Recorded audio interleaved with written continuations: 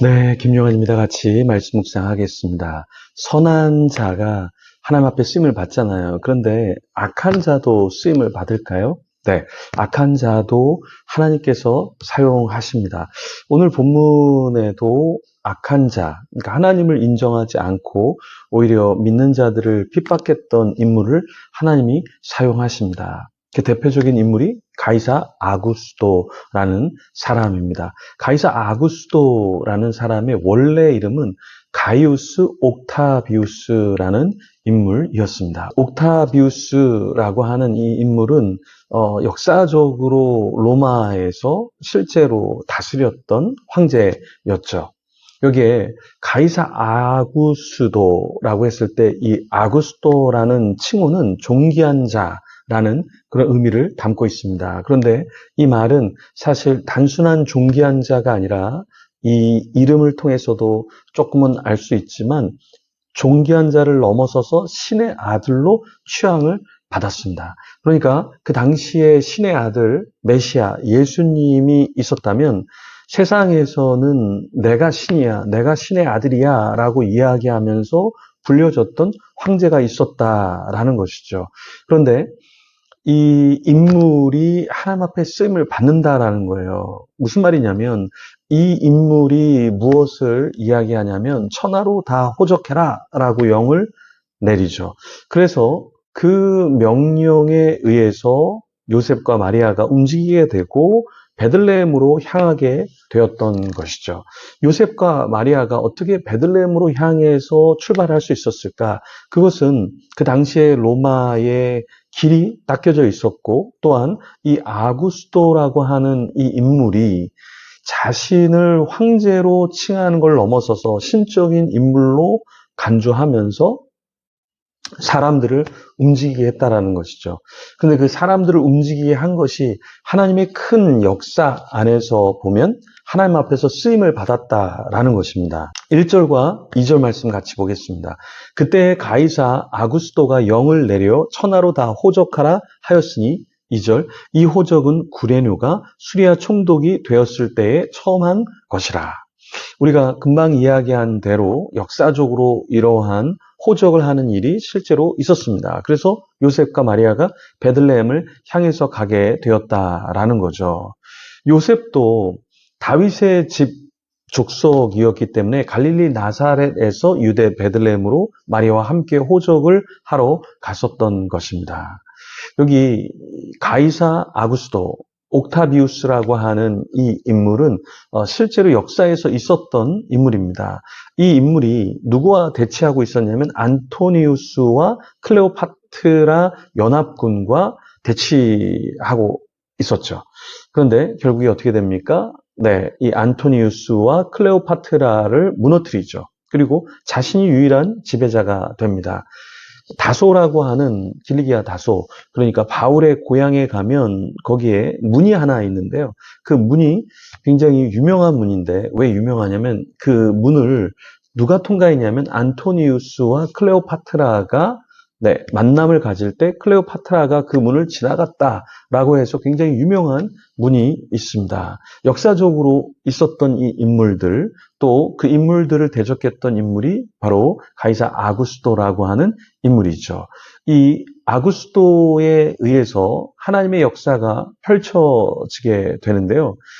신약 성경 오늘 우리가 읽었던 누가복음 2장 1절에 가이사 아구스토라는 인물이 영을 내려서 천하로 다 호적하게 하고 하나님의 역사가 진척이 되는 것이죠. 그래서 때로 우리가 생각할 때, 이거 저런 악한 사람이 왜 존재하는 거지? 왜 악한 역사가 펼쳐지지? 라고 하지만 그 안에는 하나님의 큰 그림 안에서 하나님의 역사를 펼쳐 가실 때 악인도 사용하신다라는 것을 잊어서는 안 되겠습니다. 오늘 본문에 보면 조금 우리가 생각해야 될 내용이 있는데요. 2장 2절에 보면 구레뇨라는 그 인물이 등장을 합니다.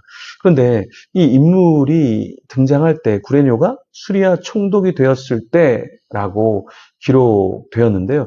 이것을 역사학자들이나 이 신앙이 없는 사람들은 이때랑 예수님의 탄생 때랑 조금 다른데?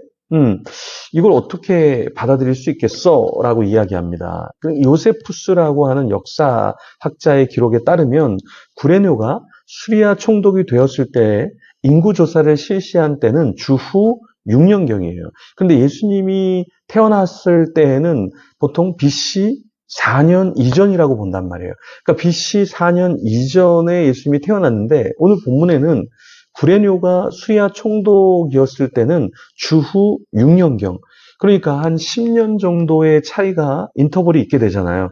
그러면 이게 말이 되느냐라고 세상 사람들은 이야기를 합니다. 그런데 이것을 우리가 몇 가지로 좀 나누어서 생각할 수 있습니다. 왜냐하면 처음에 이렇게 했다고 이야기하는데요. 이 프로토스라고 하는 이 처음이라는 말은 그냥 단순히 처음이라기보다는 헬라어에서 프로토스라는 말은 보다 앞선이라는 뜻으로 해석할 수 있다는 거예요. 그러니까 이 호족은 구레뇨가 수리아 총독이 되기 전 앞섰을 때 이렇게 해석을 할 수 있다는 거예요. 그래서 BC 4년경에 이 호족이 있었고 요셉과 마리아가 그때 올라왔다라고 이해할 수 있다는 겁니다. 두 번째는 어떻게 우리가 이걸 해석할 수 있냐면 구레뇨가 한 번만 통치한 것이 아니라 구레뇨가 이 AD 6년경에도 통치를 했지만 BC 4년경에도 역시 통치를 했었을 수 있다라는 거예요. 그래서 이러한 가능성에 대해서 역사학자들도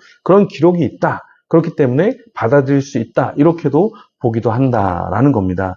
또 세 번째 우리가 생각할 수 있는 것은 호족의 명령이 있었잖아요. 근데 그게 실제로 하달이 되고 실행이 됐던 것은 나중에 됐다. 그러니까 시차에 어떠한 차이가 있었다라는 것입니다. 무슨 말이냐면 로마 황제의 어떤 호정령이 있을 때 그것이 발현됐을 때 바로 실제로 집행되는 것이 아니라 어떤 시간적인 차이가 있었기 때문에 그렇게 시간적인 차이가 났던 것이다. 기록이 조금 다르다. 이렇게 본다라는 거예요. 그러니까 수리아의 구레뇨가 어떤 명령을 내렸을 때 그것이 바로 일어난 것이 아니라 시간의 차이를 두었기 때문에 시간적인 다름이 존재한다라는 것입니다. 자, 그래서 여러 가지 우리가 이렇게 볼 수도 있고 저렇게 볼 수도 있다. 그렇기 때문에 이것은 예수님이 탄생하신 것과 요셉과 마리아가 그 호적의 영을 받아서 실제로 베들레헴에 왔다라는 것은 의심할 수 없다. 이렇게 볼 수 있다라는 것입니다. 여러분은 어떻게 생각하십니까? 성경을 읽다 보면 이해되지 않는 게 굉장히 많죠.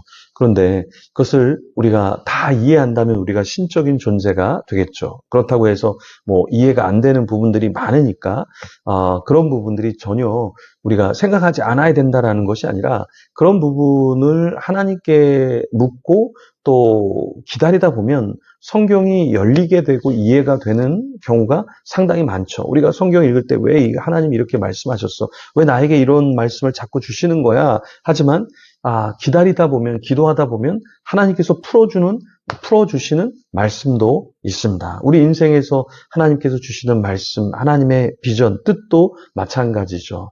난 이거 할 수 없는데, 난 견뎌낼 수 없는데 왜 하나님께서 이렇게 말씀하시지? 하지만 하나님께서 풀어주시는 날이 있을 줄 믿습니다. 기도하며 나가겠습니다. 하나님 감사합니다. 우리에게 예수 그리스도를 허락하여 주시고 이 땅에 보내어 주시니 감사합니다. 때로는 하나님의 역사 안에서는 악인들이 존재하면 안 될 것 같고 악한 어떤 것이 있어서는 안 될 것 같지만 오늘 본문을 통해서 우리가 살펴봤을 때 정말 하나님은 악인을 통해서도 하나님의 큰 그림을 그린다는 것을 배웠습니다. 우리 인생에서 저 악한 사람, 저런 악한 일 왜 있는 거야? 라고 때로는 우리가 말하지만 그 안에서도 하나님의 역사를 펼쳐 가신다는 것을 알게 하여 주시니 감사합니다. 나를 사용하여 주시고 또 믿음을 더하여 주셔서 때로는 이해할 수 없는 것, 받아들일 수 없는 것까지 받아들이는 자가 되게 하여 주시옵소서. 감사합니다. 예수님 이름으로 기도합니다. 아멘. 우리 계속해서 기도하며 주님 앞에 나아가겠습니다.